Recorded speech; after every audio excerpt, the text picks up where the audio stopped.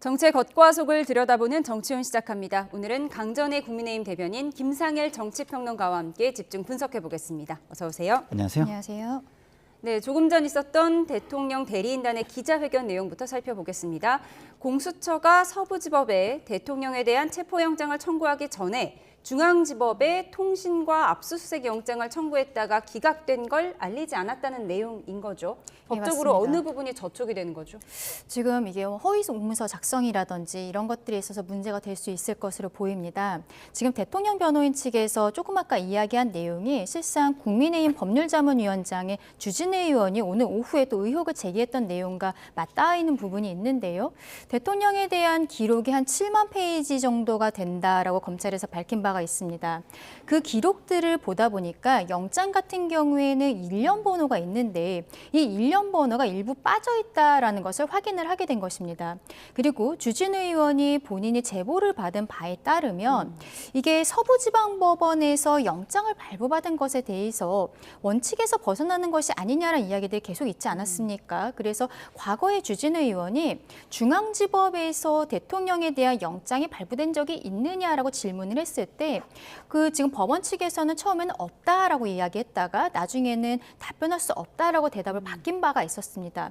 그런데 그 과정에 있어서 이제 서류를 확인을 해보고 또 제보받은 바를 확인을 해보니까 대통령에 대해서도 지금 이야기하는 것은 12월 6일자로 압수수색 영장이 청구가 되었고 같은 날 통신영장도 청구가 되었는데 이것들이 기각이 되었었다라는 것입니다. 그리고 대통령이 아닌 다른 사람들에 대한 부분에 있어서도 12월 8일 압수영장과 그리고 12월 20일에 체포영장 이런 것들이 다 기각이 되었었다라는 것이죠. 그리고 공수처가 그 이후에 12월 30일이 되어서는 서부지방법원에 청구를 했다라는 것을 확인했다라고 지금 변호인 측에서 이야기를 하고 있습니다. 공수처의 수사권이 문제가 있다라고 법원에서 판단한 것인지 여기에 대해서는 변호인 측에서는 조금 더 서류를 확인해야 된다. 아마 지금 막 확인을 한 것 같아요. 예. 그래서 가능하면 오늘 안에 정리를 해서 이제 브리핑을 하겠다라고 이야기를 하고 있는데 공수처의 수사권에 대한 부분들을 정확하게 짚은 것인지까지는 아직 확인되지 않았습니다만 어쨌든 대통령에 대한 영장들에 대해서 중앙지방법원에서 기각을 한 사유가 있을 것이고요. 그리고 이러한 한번 기각이 됐을 때는 그 다음번에 영장을 청구할 때 기각됐던 내용들을 써야 되는데 서부지방법원에 제출을 했었던 영장 청구서에는 중앙지법에서 기각된 내용이 없다라는 거예요. 그래서 아까 제가 허위 공문서 작성이나 이런 문제가 있을 수 있다라고 말씀드렸던 것입니다.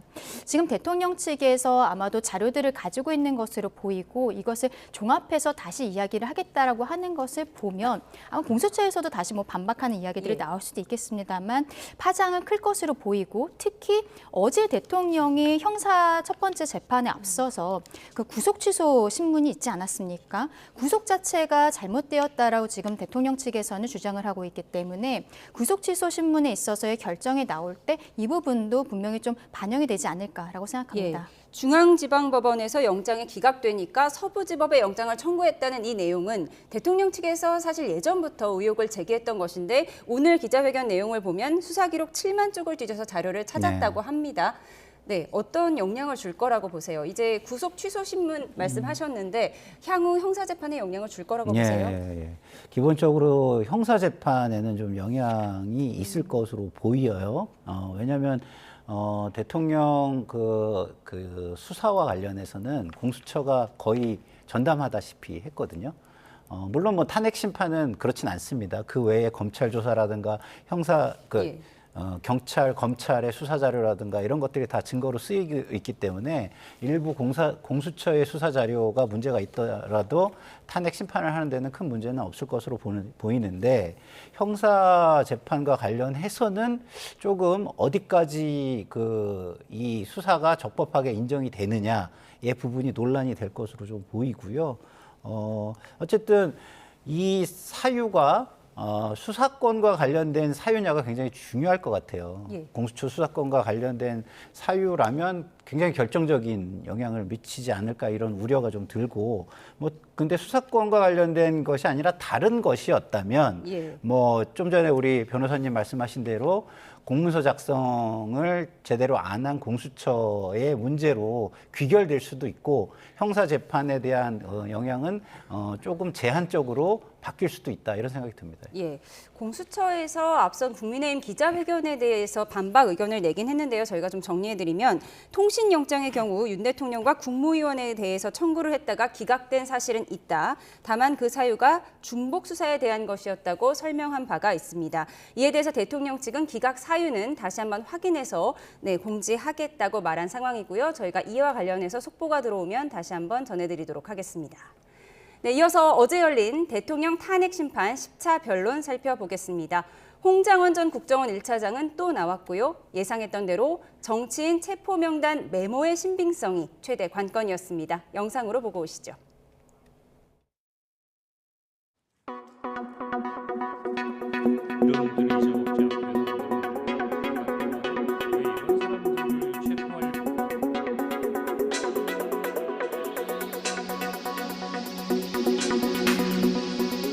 받아 적은 정서를 관저 앞에 있는 공간 공터라고 생각했는데 아까 말씀드린 대로 약간의 기억을 보정해 보니 처음에 여인영 사령관이 저에게 그 체포자 명단을 불러주겠다고 했던 거는 그 공터에 있는 22시 58분 상황이었던 것 같고 그 이후에 그 명단을 받아 적은 것은 23시 06분에 사무실이었던 것 같습니다. 12월 3일이면 겨울입니다. 바깥에서 메모를 한다는 것은極히 이례적이고 추운 상황이었을 수 있습니다. 그것을 장소를 혼동한다는 것은 말이 안 된다고 생각하지 않습니까? 당시에는 제가 검찰 조사 받을 때 병원에 입원한 상태에서 전화를 받았었고 병상에서 투약한 상태에서 알겠습니다. 저와 통화한 거를 가지고 대통령의 체포 지시라는 것과 연결을 해서 바로 이 내란과 탄핵에 이 공작을 했다는 게 문제입니다. 이렇게 엮어가지고 대통령의 체포 지시로 이거를 만들어냈다는 게 이 핵심입니다. 이게. 선서 맹세합니다. 증인 조지호. 경찰이나 검찰 조사 당시에 선망 증세가 혹시 있다던가 치료 중에 그런 건 없으셨습니까?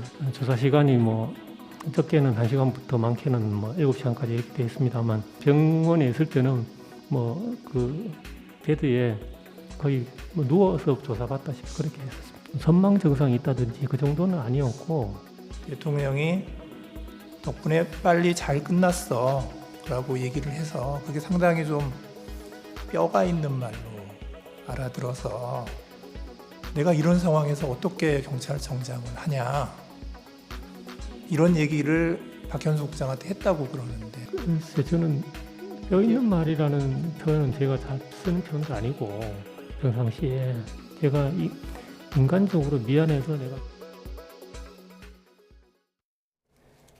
네, 윤 대통령은 어제 한덕수 총리 증인신문에는 참석하지 않았다가 홍장원 전 차장 증인신문에는 다시 들어와서 직접 목소리를 높였습니다. 자신을 향한 탄핵 공작을 하고 있다고 비난을 했는데 홍 전 차장이 12월 5일에 사표를 내고 6일에 해임이 되니까 그제서야 대통령의 지시다.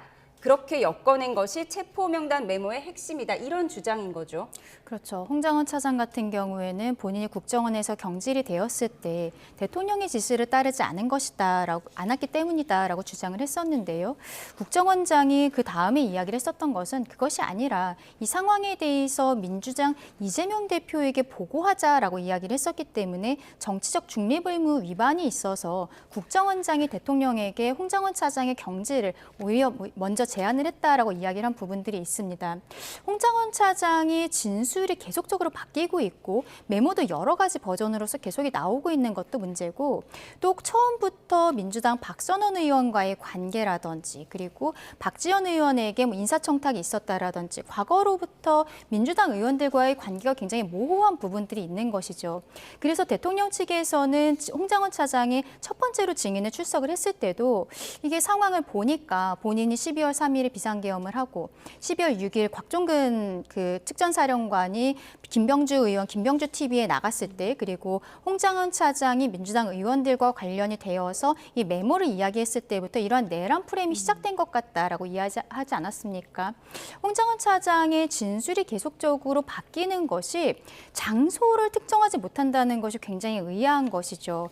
처음에는 그 국정원장 공간 앞에 공터에서 썼다라고 하다가 나중에는 본인의 사무실에서 서서 작성을 했다. 이러한 좀 바뀌기 어려운 진술들을 하고 있고, 뭐 지금 어제는 심지어 병중이었다. 뭐 약에 대한 이야기들도 하지 않았습니까? 근데 이게 문제는 뭐냐면요.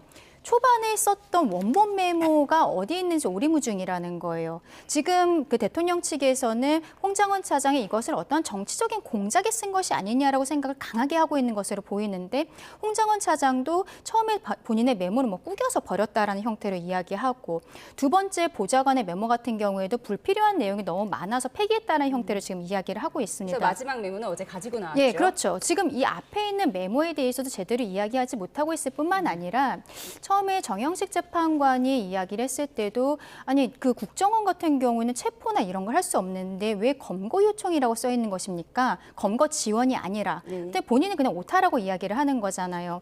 이러한 부분들, 그리고 어제는 김영두 재판관이 대통령과 친하냐, 몇 번 만났냐, 친하지 않다면은 다짜고짜 전화를 해서 내가 비상계엄 하는 거 봤지부터 이러한 이야기를 하는 것이 굉장히 어렵지 않겠냐라는 이야기를 하는 것입니다. 지금 전체적인 맥락을 보았을 때 홍장원 차장의 이 메모의 신빙성이라든지 이런 것들에 대해서는 더 이상 믿을 수가 없다라고 메모의 말씀드리고 신빙성과 싶습니다. 대통령의 입장까지 정리를 해주셨는데, 대통령 측은 메모를 정서했다는 그 보좌관이 현대고등학교를 나온 한동훈 전 대표의 친구가 아닌가, 이런 질문도 했습니다. 한 대표 측은 국정원에 친구도 없다면서 발끈을 했는데요. 네. 한동훈 전 대표가 왜 등장한 거죠? 기본적으로 한동훈 대표가 그 탄핵에 찬성을 하고 계엄 해제에 적극적으로 나섰고, 그러니까 반대되는 입장의 주요 인사 중에 하나잖아요. 그렇기 때문에 거기와 좀 이렇게 협조 관계에 있는 사람이 이것을 한 것이 아니냐라는 어떤 의구심을 제기하기 위한 것으로 보이는데요.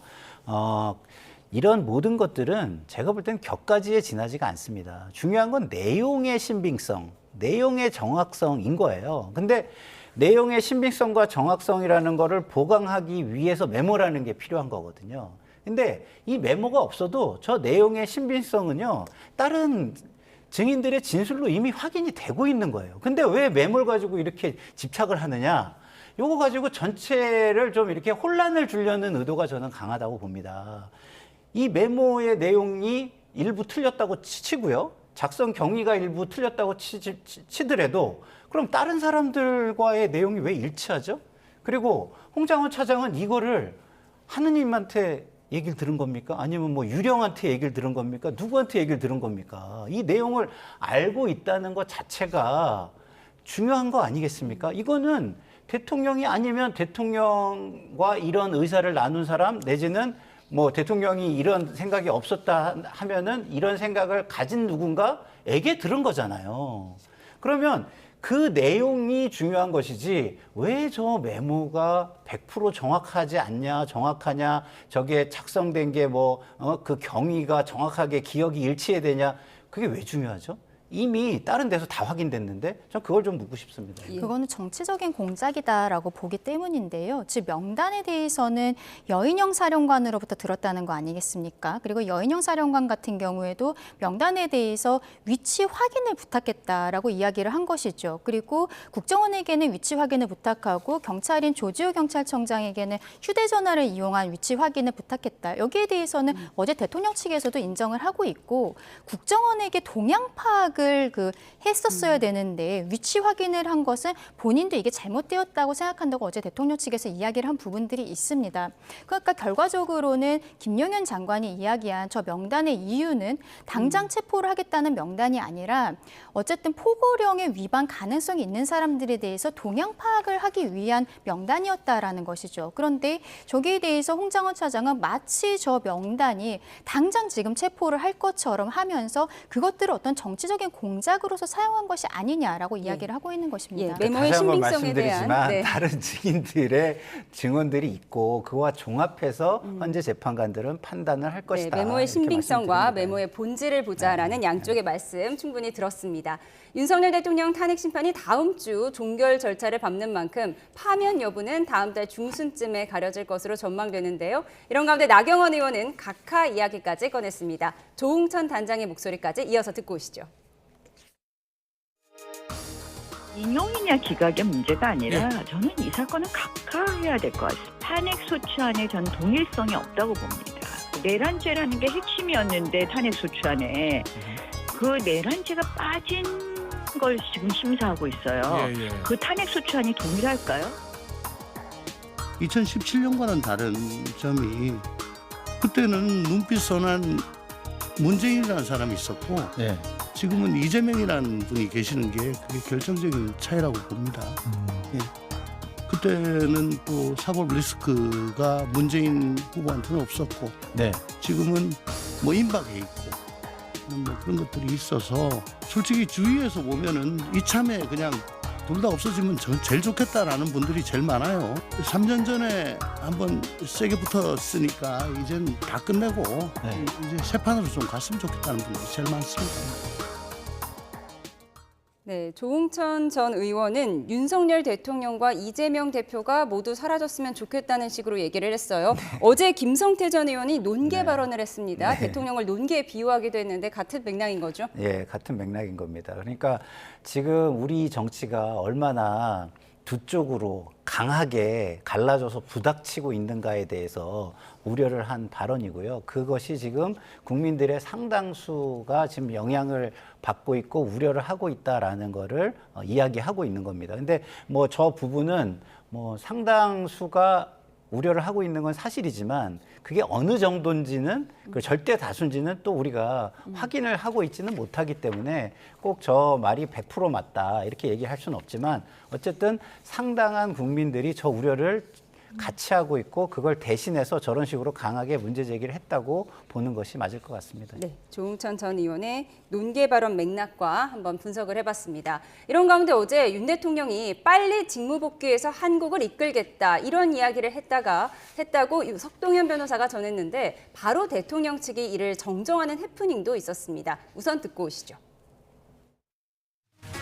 대통령께서도 오늘 우리 국민변호인단이 다시 또 모인다는 그 말씀을 듣고 이제 정말 이 소위 어른 세대, 기성 세대와 또 청년 세대가 함께 세대의 통합을 통해서 대한민국의 더 나은 미래를 만들어 가는데 그렇게 힘을 좀 쏟아달라. 내가 빨리 직무 복귀를 해서 이 세대 통합의 이 힘으로 대한민국을 이끌어 가겠다.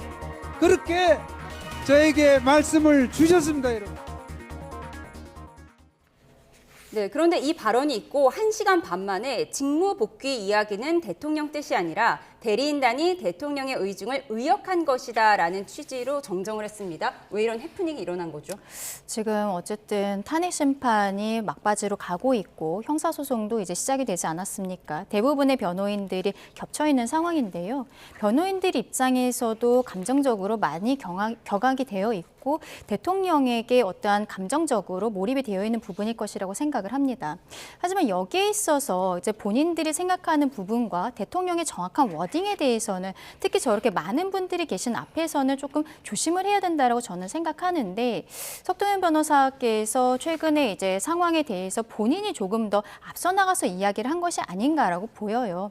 저러한 말을 하시는 이유라든지 그 감정에 대해서는 잘 알겠습니다만 지금은 한마디 한마디가 어떻게 보면은 탄핵 심판에 있어서 헌법재판소 재판관들도 모두 다 지켜보고 있는 상황이거든요. 그래서 조금 더 조심해야 되지 않을까라고 생각합니다. 네, 이렇게 되면서 윤 대통령의 탄핵 심판과 이재명 대표의 공직선거법 위반 사건 항소심 재판이 다음 달 중 비슷한 시기에 선고될 가능성이 커졌는데요. 네. 어떻게 전망하세요? 네, 저는 뭐 처음부터 방송에서도 그렇게 얘기를 했죠. 왜냐하면 재판부도 이게 지금 국민들이 양쪽으로 갈라져서 지금 대립하고 있는 것들을 감안하지 않을 수 없을 거라고 저는 봐요. 그러면은 그런 부분을 생각한다면 대부분 이 두 사건을 비슷한 시기에 하는 것이 국민들이 볼 때도 논란이 좀 덜하겠구나 이런 생각은 저는 할 거라고 계속 생각을 했거든요. 그래서 헌재 재판과 2심 재판이 비슷한 시기에 나올 것이다라는 얘기를 저는 이전부터 해왔고 그런 것들의 맥락이라고 저는 아직도 해석을 합니다.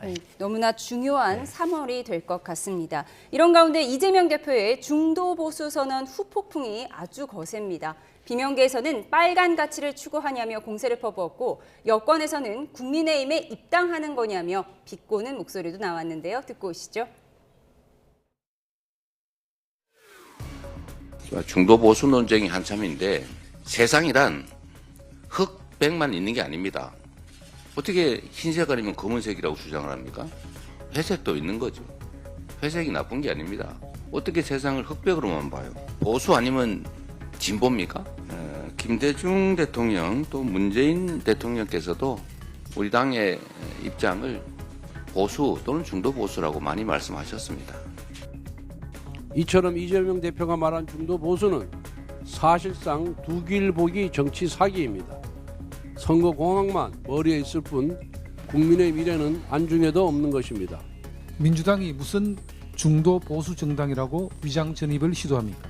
민주당이 중도 보수 정당으로 변화를 시도한다는 것은 모순이고 거짓임이 만천하에 드러났습니다. 진정성은커녕 눈앞의 대권 욕심에 중도 보수의 표심을 잡아보겠다는 얄팍한 술책입니다. 네, 정치 사기다, 모순이고 거짓이다. 그럴 거면 국민의힘에 입당해라. 이재명 대표의 민주당은 중도 보수당이라는 발언에 대해서 국민의힘 반응이 매우 날카롭네요. 입당 안 받아주겠죠.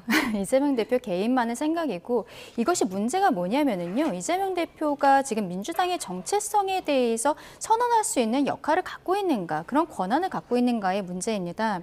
본인은 당대표일 뿐이지 않겠습니까? 2년이라는 임기가 있는 당대표이지 본인이 민주당 그 자체인 것은 아닌 것이죠. 그런데 지금 어떠한 당의 정체성을 바꾼다는 것은 당원 개정이 필요한 것이고 그러기 위해서는 민주연구원 등에서 좀 연구를 하고 당원들의 동의를 얻어야 되는 부분들이 있는 것입니다. 그런 것들을 전혀 생각하지 않고 이재명 대표는 최근에 민주당 성향의 유튜브 같은 데에 나와서 자꾸 저런 이야기들을 하는 거예요. 물론 공중파에도 나오긴 했습니다만 역시 비슷한 성향이라고 저는 보입니다.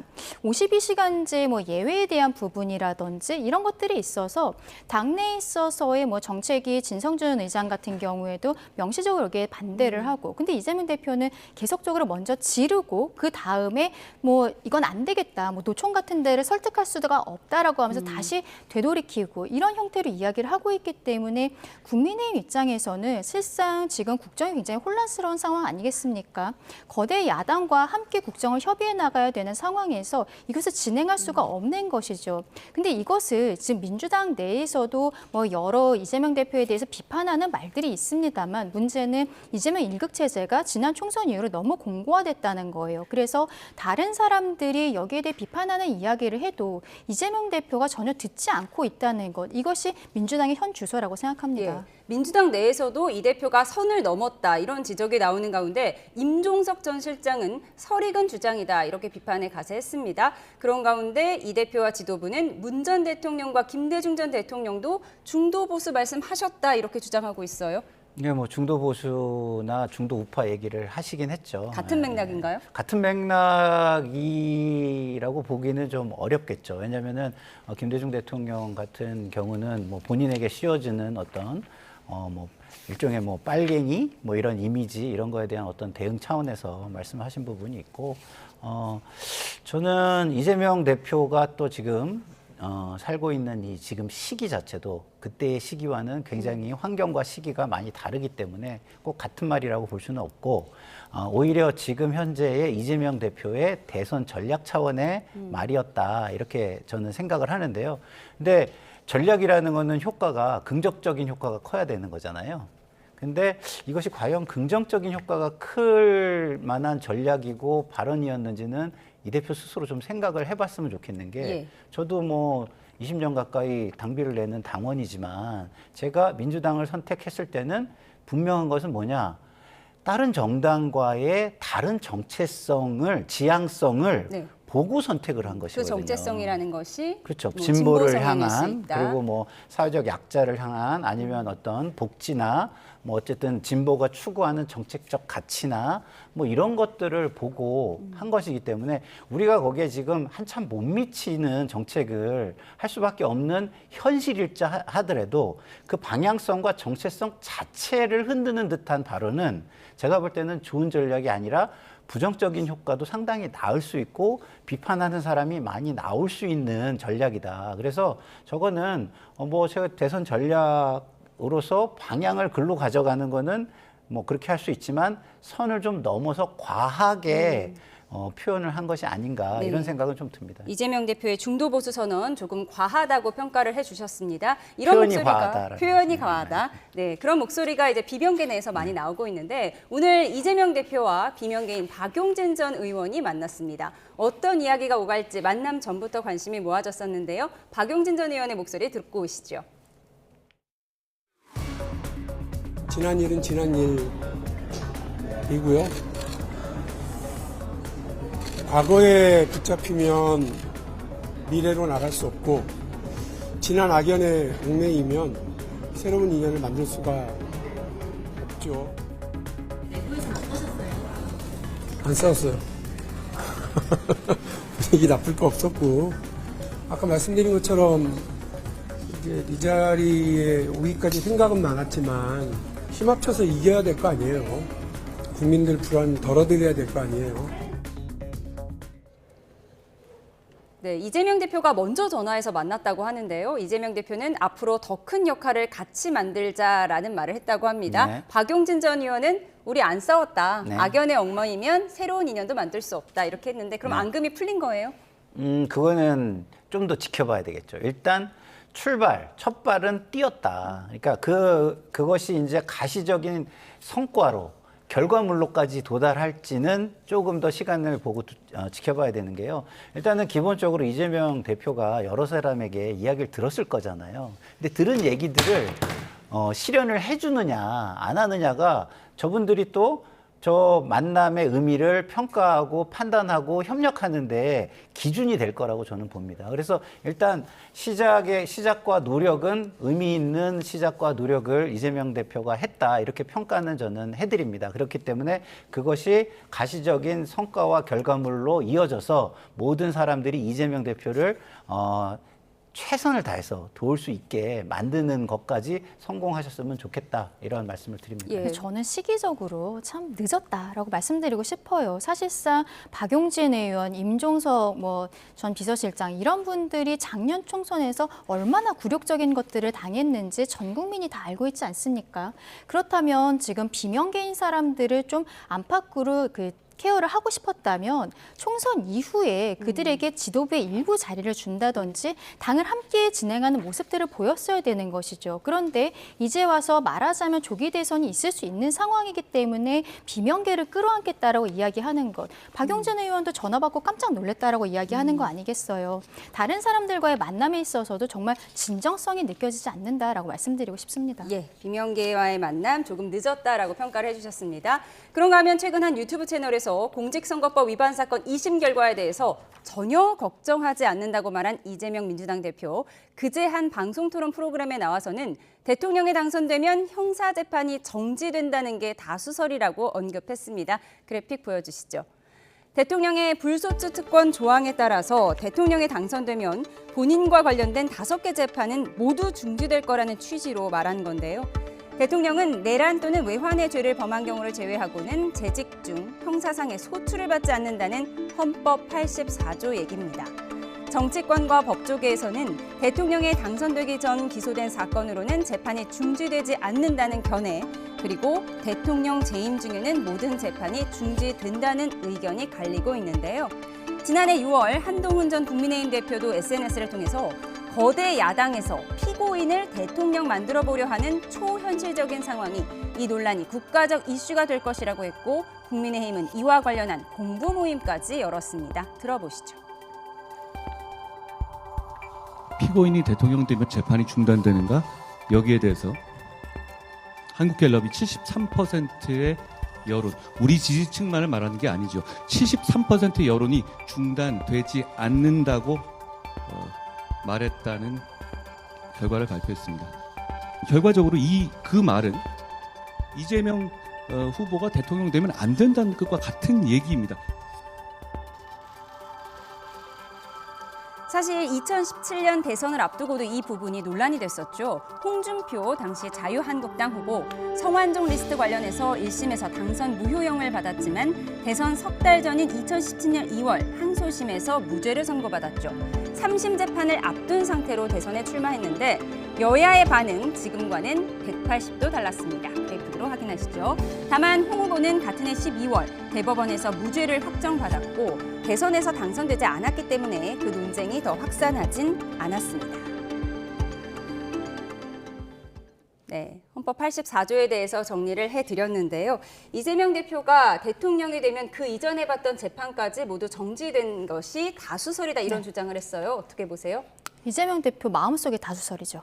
그러니까 지금 우리가 이야기했듯이 여기에 대해서 정확한 학설이 있다라거나 정확한 판례는 없는 상황입니다. 그렇기 때문에 우리가 여기에 대해서 어떤 사회적 컨센서스를 형성을 해나가야 되는 것인데 이런 것들이 있기 전에 이재명 대표는 그냥 그게 다수설이다라고 선언을 해버린 것이거든요. 근데 이재명 대표가 법조인 출신이기 때문에 왜 저런 이야기를 했을까 저도 좀 고민을 해봤는데요.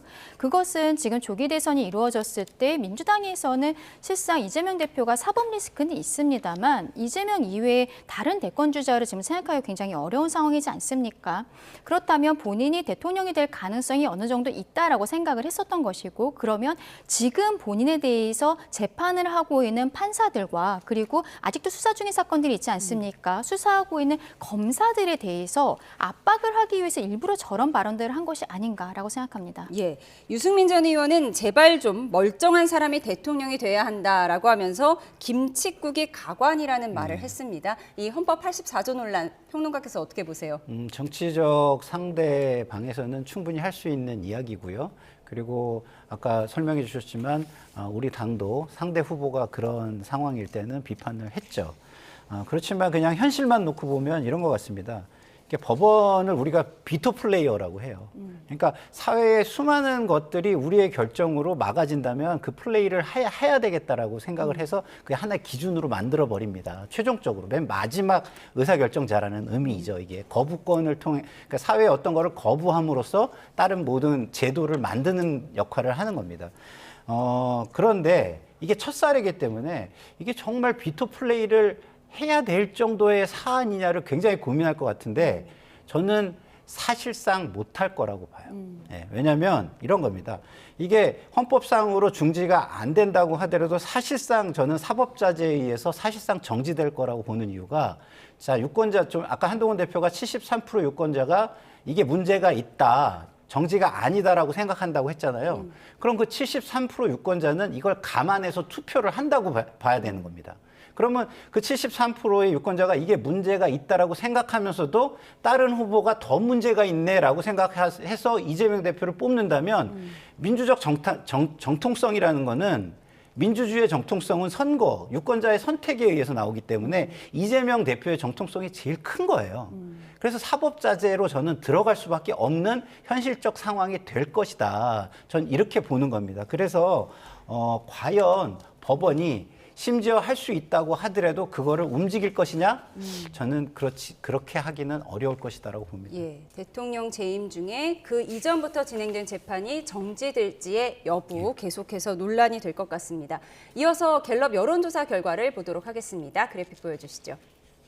네, 오늘 나온 갤럽 여론조사 결과입니다. 정당 지지도 보면요. 민주당이 40%, 국민의힘이 34%로 나타났는데 국민의힘의 상승 추이가 조금 꺾였다는 생각이 드는데요. 변호사님 어떻게 보십니까? 그렇죠. 그럼에도 불구하고 실상 탄핵 초기에 비하면, 그러니까 비상계엄 초기에 비하면 올라간 상태에서 어느 정도는 유지하고 있다라고 말씀을 드리고 싶습니다. 그동안에도 국민의힘의 지지율이 계속적으로 올라갔던 것, 이런 것은 국민의힘이 잘한다기보다는 실상은 민주당에서 잘 못했기 때문에 반사작용으로서 국민의힘이 지지율이 올라간 것이 아니냐라고 평가하는 분들이 많이 잠시만요. 있었거든요. 어제 나온 MBS 여론조사도 보여주시죠. 네, 어제 나온 MBS 조사에서는 국민의힘이 민주당을 오차범위 내에서 네, 맞습니다. 앞서는 결과가 나왔거든요. 그러니까 큰 차이는 없는 형태예요. 지금 여론조사는 그 다른 회사들이 여러 군데에서 하고 있습니다만 전체적인 추이를 봐야 되는데 앞서 제가 말씀드린 것처럼 12월 초에는 국민의힘이 거의 뭐 바닥 정도를 찍었던 것이죠. 그런데 그 이후에 계속적으로 올라오고 이후에는 조금 비등비등한 형태로 1월, 2월은 계속적으로 가고 있는 것입니다. 거의 오차범위 내에서 대부분의 여론조사들이 나오고 있는 것입니다. 인데요.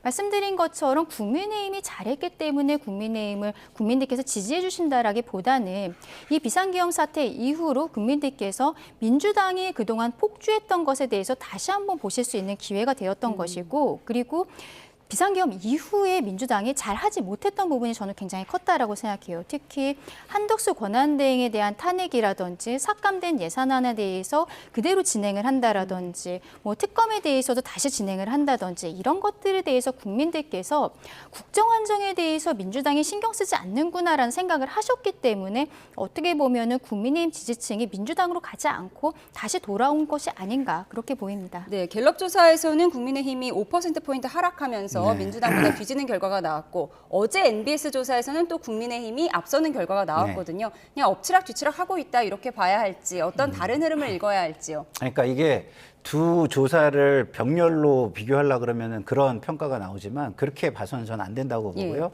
한 조사의 추세를 보는 게 저는 맞다고 봅니다. 그러면 추세가 어떻게 보는 게 맞냐면 탄핵 이후에 계엄 이후에 국민들은 이 계엄이 정말 잘못됐다라고 생각해서 집권 세력에 대한 비판적인 의식이 높아졌죠. 근데 그 상황 속에서 상황 관리를 해 나가야 될 대안으로서 역할을 해야 될 민주당이 너무 과하게 점령구처럼 행세한다. 마치 정권을 다 잡은 것처럼 행세를 한다라고 해서 그거에 대한 비판이 굉장히 높아져서 국민의힘 지지가 높아지고 그다음에 민주당의 지지는 빠지는 그 추세가 이어진 것으로 보입니다. 근데 지금 그러해서 민주당을 또 심판하는 모양새가 됐는데 국민의힘이 그렇다고 해서 본인들이 그 비상계엄의 어떤 잘못에 대해서 면죄부를 받거나 책임이 면제된 게 아닌데 지금은 마치 지지율이 좀 올랐다고 책임이 없는 것처럼 전혀 반성도 하지 않고 오히려 다음에도 또 본인들이 권력을 가져가려고만 하는 그러니까 집권 세력으로서 역사에 대한 책임이나 이거에 대한 어떤 사안을 정리하려는 책임 미래가 이거에 의해서 영향을 받아서 만들어지잖아요. 그런 거에 대한 책임은 전혀 보여주지 않고 무책임하고 자기 이익만을 위해서 주장하고 싸우는 모습을 보면서 오히려 또 그것이 과도하다 느끼고 그거를 심판하는 흐름이 또 만들어지고 있는 거 아닌가 싶습니다. 국민들의 견제구가 반영된 지난 한 주의 여론조사까지 분석해봤습니다. 지금까지 강전의 국민의힘 대변인 김상일 정치평론가와 함께했습니다. 고맙습니다.